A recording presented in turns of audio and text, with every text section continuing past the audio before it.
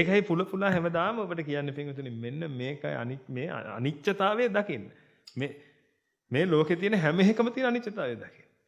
ඒකෙන් අපි හදන්නේ අහවල් එකත් අනිත්‍යයි ටික කළා, අහවල් එකත් අනිත්‍යයි ටික කළා, අහවල් එකත් අනිත්‍යයි ටික කළා කියලා ලෝකේ තියෙන ඔක්කොම අනිත්‍යයි කියපු දවසට නිවන් දකින්න නෙමෙයි. වැටේනව නේද ඔබ කියන එක? ඔබ ඔය කීපයක අනිත්‍යතාවය බලද්දී ඔබට වැටහෙන්න පටන් ගන්නවා අනිත්‍යතාවය කියන්නේ මොකක්ද කියලා. ඒක මේ සියලු දේ මේ සියලුම දේවල් මේ ලෝකේ තියෙන ඔන්න ඔය ස්වභාවයෙන් යුක්තයි කියලා ඔබට දැනෙන්න පටන් ගන්නවා.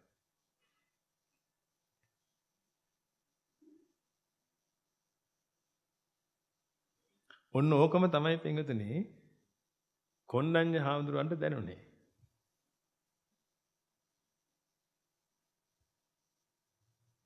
ඉමස්මින්ච පන වේයා කරණස්මින් බඤ්ඤමානේ ආයස්මතෝ කොණ්ඩඤ්ඤස්ස විරජං වීතමලං ධම්මචක්කුං උදපාදි. ඔන්න ආයස්මත් කොණ්ඩඤ්ඤයන් වහන්සේට දහම් මැස පහළ වුණා කියලා කියනවා. යං කිංචි සමුදය ධම්මං සබ්බන්තං නිරෝධ ධම්මන්ති. ඔන්න අවබෝධ වෙච්ච එක. යං කිංචි සමුදය ධම්මං සබ්බන්තං නිරෝධ ධම්මන්ති. හේතුන්ගෙන් හටගත්තා වූ යමක් ඇද්ද හේතු නිරුද්ධ වීමෙන් එය නිරුද්ධ වී යන ස්වභාවයෙන් යුක්තය. මම ලෝකේ ස්වභාවය අවබෝධ කළේ. යං කිංචි සමුදය ධම්මං සබ්බන්තං නිරෝධ ධම්මන්ති. හේතුන් නිසා විද්‍යමාන වෙන ඵල හේතු නැසීමෙන් මක් වෙනවද? ඒවා නිරෝධ වෙනවා. හේතුන් නිසා උදා වුණා හේතු නැති වෙනකොට නිර්ුදා වෙනවා කියලා. අන්නේ ස්වභාවයෙන් යුක්තයි කියලා උන්වහන්සේට වැටහුණා. ඕක තමයි සෝතාපන්න ඵලය ලැබෙනකොට ලැබෙන්නේ.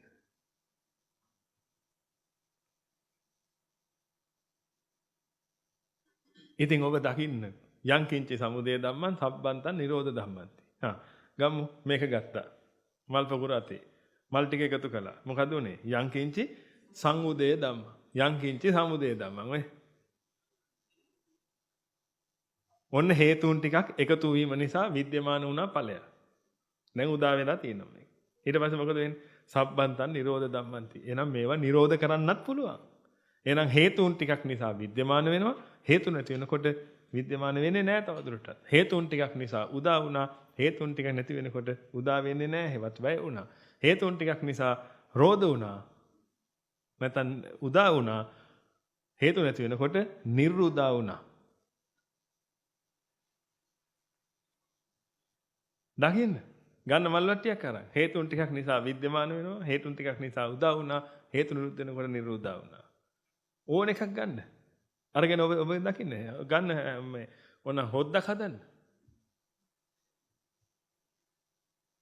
චිත්‍රයක් අඳින්න අකුරු ටිකක් ලියන්න ඉලක්කම් ටිකක් ලියන්න කැමති එකක් කරන්න හේතුන් ටිකක් නිසා උදා වෙන හැටි දකින්න හේතු නිරුද්ධ වෙන නිරුද්ධ වෙන හැටි දකින්න මේ ඩෙකොරේෂන් එක කරන්න පස්සේ ගලවන්න ඕන කරන අතරේ ගහලා ආයි ගලවන්න මොකක් හරි අඳින්න මකන්න හේතුන් ටිකක් නිසා උදා වුණා හේතුන් ටිකක් නිසා උදා වුණා දැන් මේකට කැමති නැත්තම් මොකද කරන්න ඕන බය වෙන්න එපා කැමති නැත්නම් ඇයි මේ උදා වෙලා තියෙන එක මේක ෆික්ස් එකක් නෙමෙයි හේතුන් ටිකක් නිසා උදා වුණා එහෙනම් මොකද කරන්න තියෙන්නේ හේතු නිරුද්ධ කරන්න දැන් ප්‍රශ්න ඉවරයිනේ මකලා දාන්න නිරුද්ධ කරන්න එච්චරයි දෙන්නේ ඕන එකක් ඔන්න ඔය ස්වභාවය ඔබ අවබෝධ කරගන්න වෙන්නේ. ඔය ස්වභාවය මේ මුළු ලෝකෙම ඔන්න ඔය ස්වභාවයෙන් යුක්තයි. රූප, වේදනා, සංඥා, සංකාර, විඥාන කියන ඔය පහම ඒවත් මේ සමස්ත ලෝකෙම ඔන්න ඔය ස්වභාවයෙන් යුක්තයි. ඒ කියන්නේ ඔබට හිතෙන ඒවා, ඔබ අඳුනන ඒවා, ඔබට දැනෙන ඒවා, ඔබ කරන ඒවා.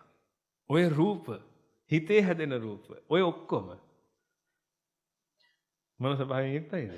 අනිත්‍ය ස්වභාවයෙන් යුක්තයි. හේතුන් ටිකක් නිසා උදා වීමත් හේතු නිරුද්ධ වෙනකොට උදා වෙන එක නතර වීමත් කියන ස්වභාවයෙන් යුක්තයි.